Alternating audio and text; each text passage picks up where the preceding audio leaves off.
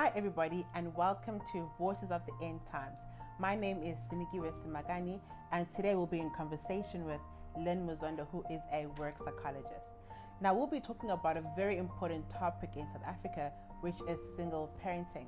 Now according to Stats SA, as of 2016, about 47% of South Africans were single parents, and of those were mostly staying with their mothers. So today we'll be talking about single parenting, what it means, and the impact on society. Thank you so much, Lynn, for joining us today. So, what is single parenting? Sure, Sinikiwe, like you've said, I just want to emphasize the statistics that the burden of single parenting falls mostly on women in South Africa. And single parent families are comprised of a parent or caregiver and one or more dependent children without the support of a partner, of a spouse, of another person.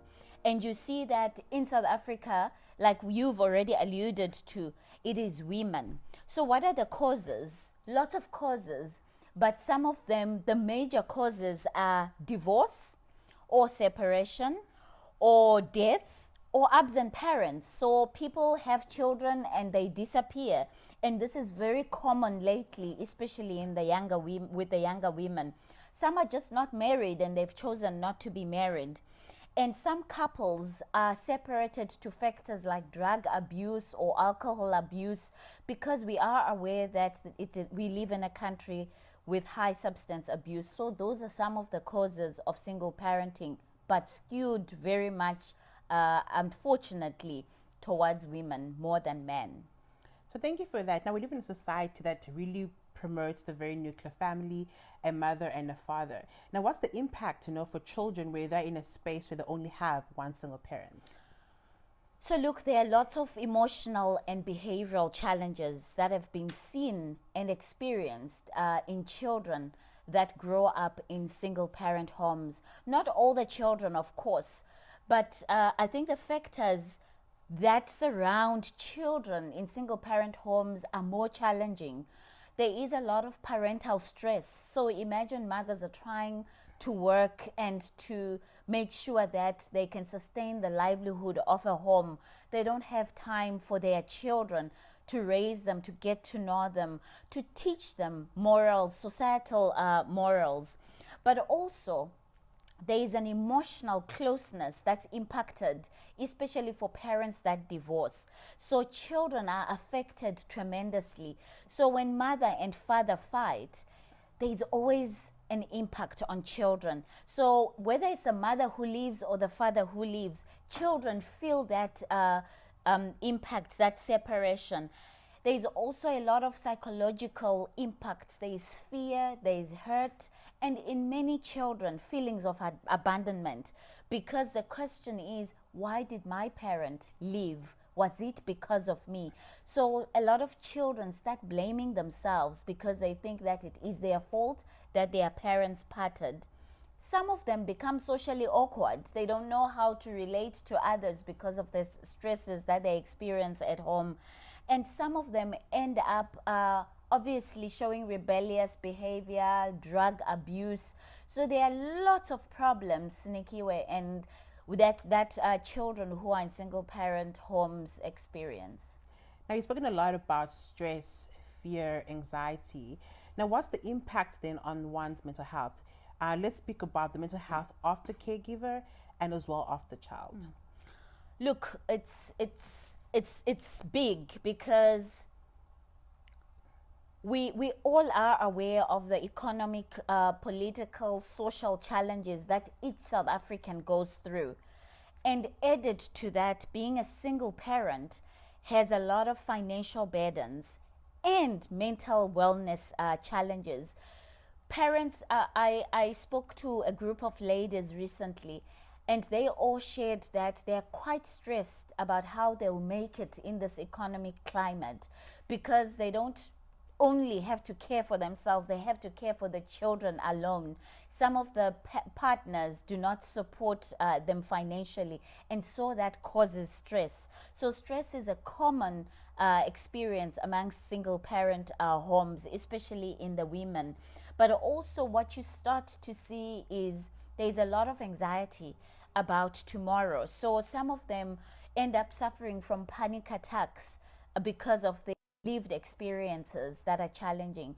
So on the parent side, there's a lot of stress and anxiety.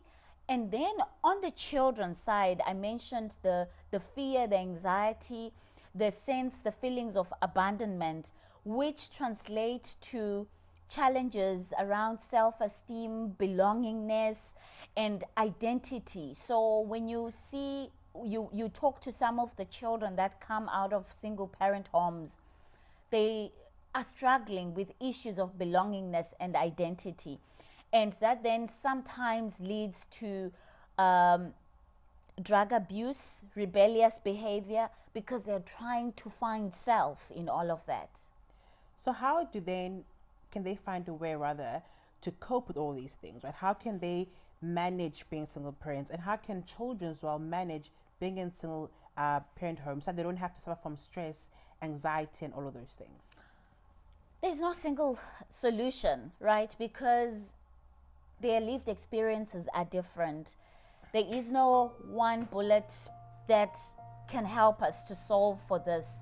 So depending on the presenting challenges, we are able to maybe work with that and help them. Fortunately, still, South Africa has a good social work program that parents, single parent homes can rely on, but that's also overburdened. And I always say to single parents, how can we think about resilience tools to help them cope day to day with the challenges that they face? If there is no chronic mental wellness issue, then I always resort to strengthening their resilience tools, because everybody needs to cope in this current world and economy. So some of the resilience tools we start to work with are really just around identity, our self-awareness. Who are they, and what is their role in society? We talk about purpose, because a lot of stuff, whether a lot of people, whether adult or young, the lack of purpose plunges us into despair. We start asking ourselves whether they ask themselves whether life is worth living. And so we work around identifying purpose and working towards something specific in their lives. We also talk about building a network of meaningful relationships. I mean, God created us to be in society.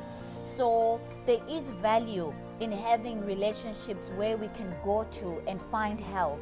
So specific networks, specific focus groups that they can belong to. But there is a huge element there of self-care to deal with mental well-being, especially for the single parent. Because if you are not taking care of self, you don't have the capability to take care of the other. So we spend a lot of time talking about New Start, but in a way that's very practical to their circumstances and their situation.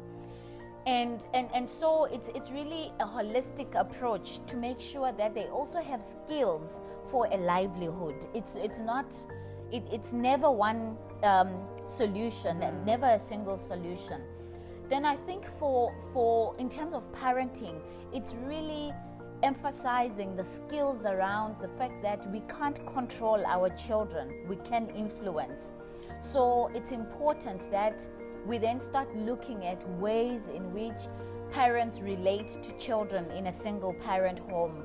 We also try to make sure that we teach them or give them tools that can equip them to deal with the challenges that children face if they're growing in that home. So there are various ways to help both parents and children.